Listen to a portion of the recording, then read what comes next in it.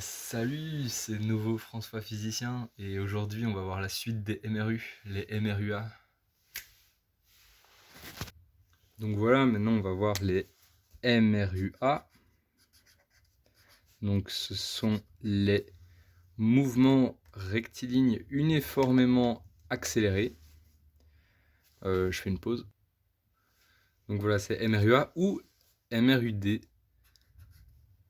MRUD, ce sont les mouvements rectilignes uniformément décélérés. Vous allez voir, c'est à peu près la même chose. Donc uniformément soit accéléré, soit décéléré. C'est vrai que ça devient un peu compliqué parce qu'il y a une donnée qui rentre en jeu qui n'y avait pas dans le MRU et c'est l'accélération. Donc petit a. L'accélération, la définition est à la page 18, donc hop, page 18. Je la lis, c'est l'accélération est le rapport entre la variation de vitesse et la durée de cette variation. Donc en fait, en formule, ça va donner A égale delta V sur delta T. Delta T, on l'a vu dans la première vidéo, c'est T2 moins T1, et ça équivaut, je ne sais toujours pas comment on dit, ça équivaut à la durée de la phase qu'on analyse finalement. Delta V, c'est à peu près comme delta T, sauf qu'on ne va pas prendre le temps, on va prendre la vitesse. Donc, dans un mouvement rectiligne uniformément accéléré ou décéléré, il va y avoir une variation de vitesse. Il va y avoir une vitesse initiale et une vitesse finale. Et elle ne va pas être la même, forcément, vu qu'il y a une variation de vitesse. Donc delta V, ça va être la différence entre la vitesse finale et la vitesse initiale. Je mets delta V égale V2 moins V1. Et delta T, je le renote au cas où. C'est T2 moins T1. Alors, la delta vitesse, ça se note en mètres par seconde, comme on a vu précédemment. Delta T, ça se note en secondes, toujours. Et l'accélération, ça va se noter, donc A, en mètres par seconde au carré. Mètres par seconde au carré sur 2. Attendez. Non, juste mètres par seconde. Excusez-moi. Donc voilà, de nouveau, je vais donner un exemple comme tout à l'heure. Quand en gym, on fait le test où il faut courir et il faut accélérer progressivement, on commence, on va très lentement, et puis après, plus on avance, plus on accélère pour finir en sprint. Et bah, toute la partie du début où on est à l'arrêt jusqu'au moment où on sprint, on accélère progressivement, et ça c'est un MRUA, c'est un mouvement rectiligne uniformément accéléré. Et je vais montrer de nouveau comment ça se représente sur les deux types de graphiques. Donc voici les deux graphiques, le graphique distance-temps, le graphique vitesse-temps. Encore une fois, l'abscisse, ce sera toujours le temps. Donc ça, c'est toujours le temps qui s'écoule. Ce sera le même, ça s'exprime en secondes. Ici, t secondes. Ici, distance-temps x, qui s'exprime en mètres. Ici, vitesse en mètres par seconde. Alors, dans un graphique distance-temps, un MRUA, ça se représentera... Attendez, je vais prendre ça pour les MRUD. RUD. Et je vais prendre ça pour les MRUA. Donc un MRUA, imaginons de nouveau le même exemple, on est en gym et il faut accélérer progressivement jusqu'à arriver en sprint. On commence, notre vitesse est nulle. Non, notre distance est nulle. Notre distance est nulle, on avance petit à petit, et plus on avance dans le temps, plus on va vite, et du coup, plus notre distance augmente. Et du coup, ça va donner une sorte de courbe comme ça. Un MRUD. Non, attendez, je vais faire d'abord là-dedans. Là-dedans, en fait, dans un graphique vitesse-temps, plus le temps avance, plus notre vitesse augmente. Donc ici, ça va donner une ligne droite. Plus on avance, plus notre vitesse augmente. Ici, plus le temps avance, plus on va vite, et du coup, plus notre distance augmente finalement. Un MRUD, c'est l'inverse en fait. Imaginons qu'on sprint et on se met progressivement à ralentir.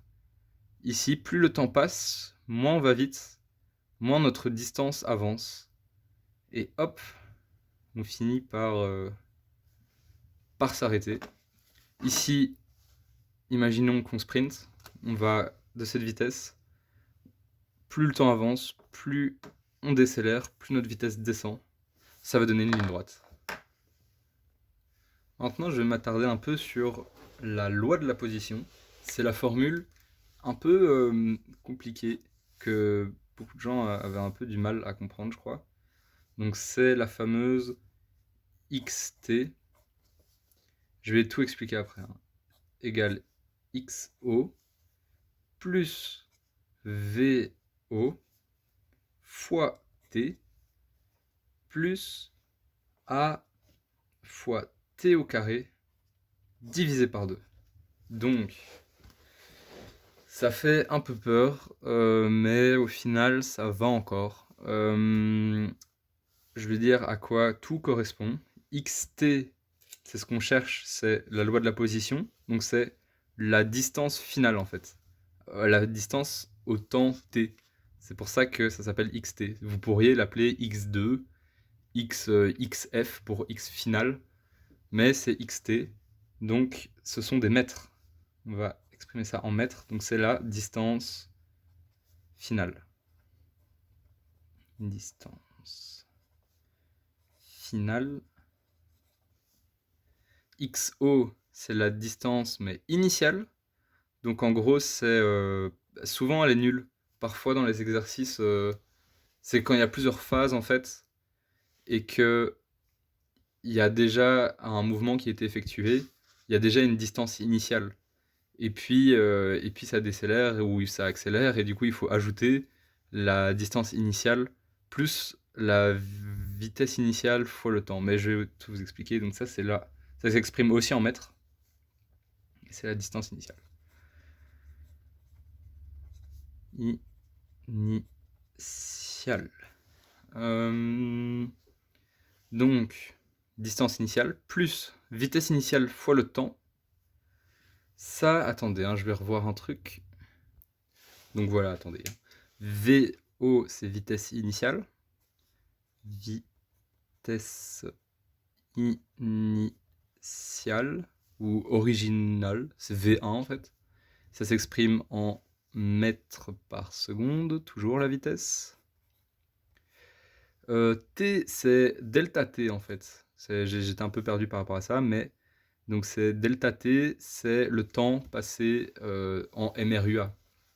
Donc delta T, ça s'exprime en secondes, toujours, c'est le temps. Et c'est... ouais, vous avez compris quoi, c'est le temps passé dans ce MRUA. Et ça, c'est l'accélération que on vous donne ou que vous devez calculer grâce à la formule vue ci-dessus. Accélération. Ça, t, c'est le même t que celui-là. C'est juste qu'il faut l'augmenter au carré. Donc ça fait secondes, mais il ne faut pas l'oublier de l'augmenter au carré. Et c'est que t qu'il faut augmenter au carré. Faut pas augmenter a au carré. Et tout ça divisé par 2.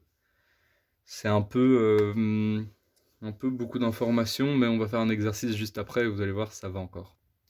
Donc voilà, j'ai noté l'exercice 3, page 28. Je lis la consigne. Calculer la vitesse atteinte par une moto qui démarre en MRUA et accélère uniformément à raison de 1,6 m par seconde au carré durant 4,2 secondes. Calculer la distance franchie durant ces 4,2 secondes. On cible les informations qu'on a. On sait qu'on est dans un MRUA. Elle accélère uniformément à raison de 1,6 m par seconde au carré. Ça, on reconnaît, c'est l'accélération. Ça s'exprime en mètres par seconde au carré. Et il nous la donne, c'est comme ça. Et on va devoir l'utiliser pour calculer des trucs après. Ici, ils disent durant 4,2 secondes. On a le temps. Calculer la distance franchie durant ces 4,2 secondes. Calculer la distance franchie, donc c'est ce qu'on cherche. Ça va être xt.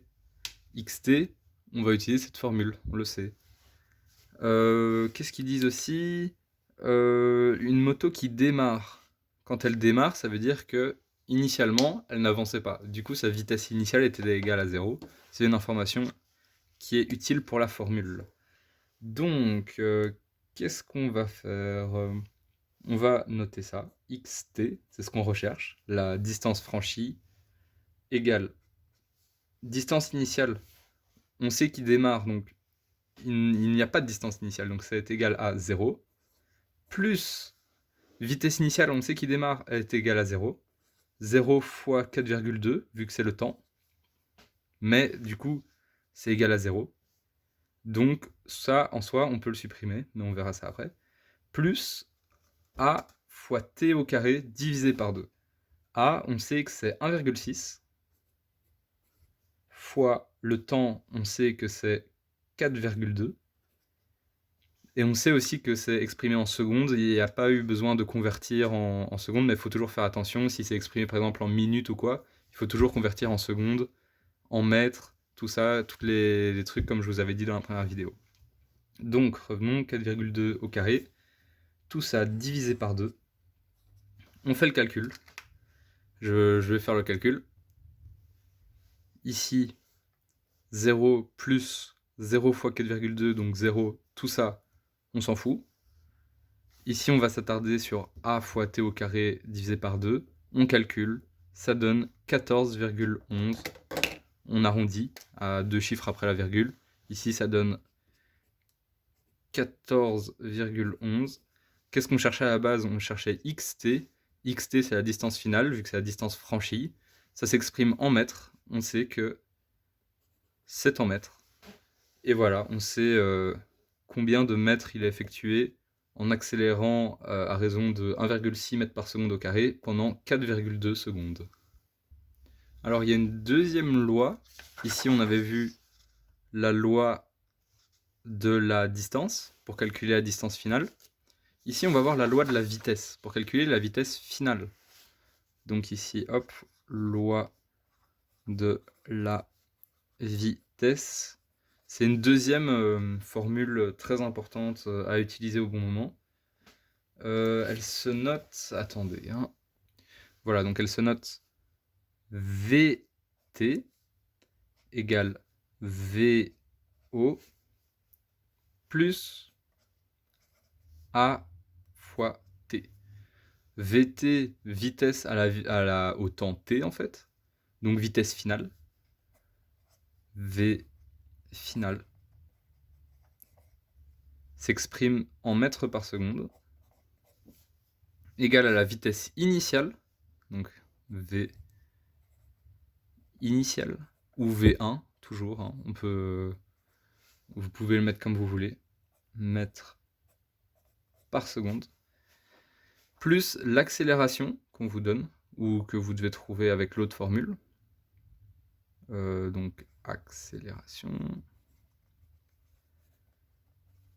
en mètres par seconde au carré.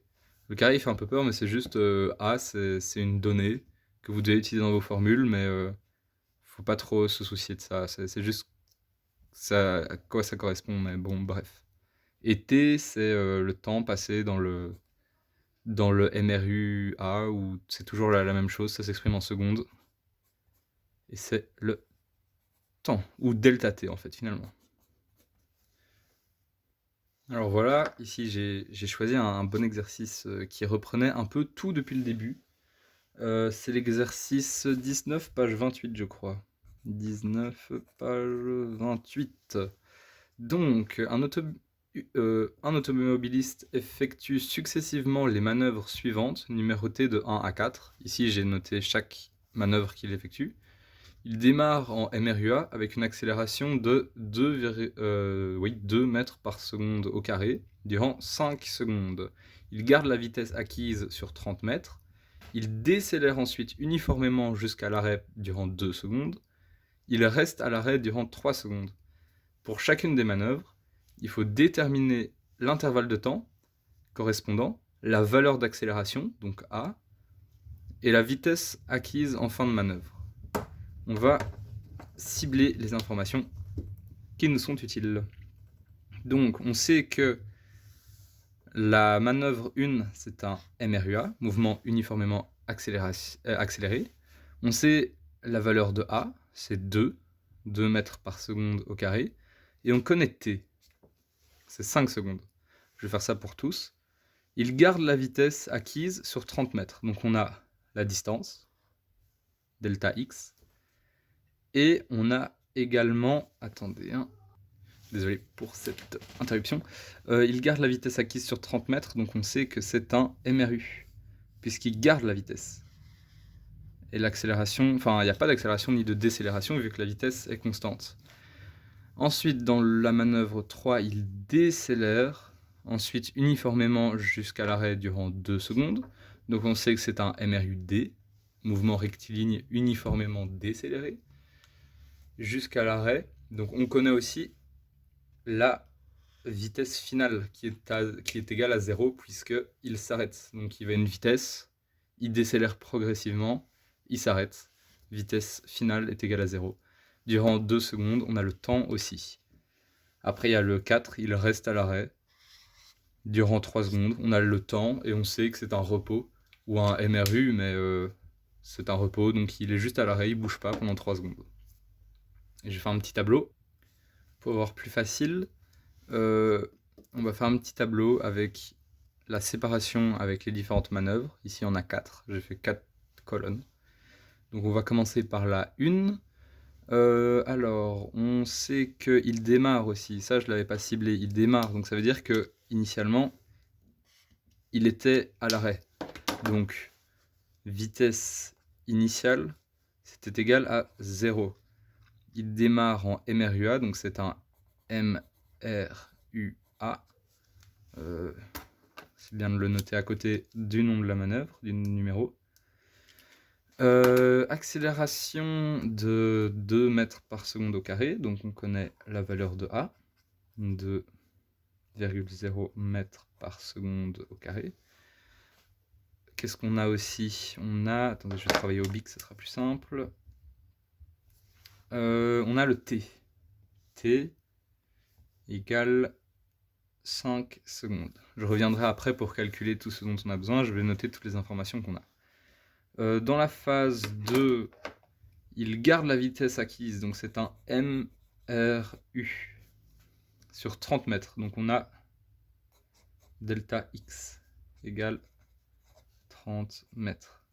La vitesse, on sait que ça va être la vitesse finale du mouvement 1, mais on ne l'a pas encore calculé, du coup on la calculera après. Vitesse 3, il décélère ensuite uniformément jusqu'à l'arrêt. Donc on sait que vitesse finale, ou vitesse t, est égale à 0 mètres par seconde. Et on sait que le temps de ce MRUD, donc t, est égal à 2 secondes. On sait aussi que la vitesse initiale, c'est égal à la vitesse du MRU, donc à la vitesse finale du MRUA ici. Mais on ne la connaît toujours pas, donc on va calculer ça après. Après ici, pour le numéro 4, tout est égal à 0 en fait. Donc vitesse initiale, ou vitesse tout court, vu qu'il ne bouge pas, c'est 0, vitesse égale 0. Delta x égale 0. Delta t, c'est égal à 3 secondes, il le donne, mais ça ne change rien. Et voilà. Alors, pour calculer, ici, pour chaque manœuvre, déterminer l'intervalle de temps correspondant. Donc c'est t. Ici, on l'a déjà, le t, il nous le donne. La valeur d'accélération, il nous le donne. Et la vitesse acquise en fin de manœuvre. Donc ça, on va calculer maintenant avec le 1. pour ce faire, qu'est-ce qu'il faut faire? Il faut faire vitesse finale, VT, égale vitesse initiale plus A fois T, l'accélération fois le temps. Ici, vitesse initiale égale à 0, plus 2 A fois T, donc fois 5. On sait que la vitesse finale est égale à 10 mètres par seconde. Donc pour la phase numéro 1, on est bon. Phase numéro 2, donc on a la distance effectuée. Est-ce qu'il ne faut pas calculer aussi la... Ah non, il ne faut pas calculer la distance. On pourrait le faire, hein. On sait que c'est 10 mètres par seconde pendant 5 secondes. On fait x5, puisqu'il y a 5 secondes, et ça fait 50 mètres. Donc ici, delta x égale... Ah non, non, non, ça n'a rien à voir. Oubliez, c'est pas grave, on s'en fout. Delta vitesse, du coup, on sait que c'est 10 mètres par seconde. On a la distance, on a la vitesse. Qu'est-ce qu'il nous faut? Il nous faut le temps. Le temps, on a notre feuille ici du MRU avec les formules. Delta t égale delta x sur delta v. Delta x est égal à 30. Sur delta v, ça fait 10. On sait que le temps, c'est 3 secondes. C'est tout simple. Vitesse acquise en fin d'accélération, comme c'est un MRU, la vitesse ne varie pas. Du coup, la vitesse initiale de 10 mètres par seconde, c'est aussi la vitesse finale, puisque ça ne bouge pas. Donc ça reste 10 mètres par seconde. Du coup, pour la phase numéro 3, qu'est-ce qu'on sait? Ça décélère ensuite uniformément jusqu'à l'arrêt. Donc c'est un MRUD. Quand je vous disais que c'est la même chose qu'un MRUA, en fait, c'est juste que le petit a, ici, l'accélération, ça va être négatif. Mais la formule reste la même, et c'est pas plus compliqué, c'est juste a est négatif, ce qui fait que ça va décélérer et ça va aller jusqu'à l'arrêt, quoi. Donc ici, vitesse initiale, on sait que c'est MRU, donc 10 mètres par seconde.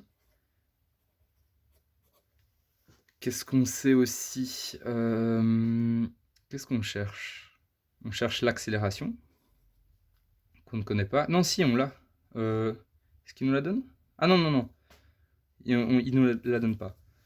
Qu'est-ce qu'il faut faire maintenant? Attendez, hein.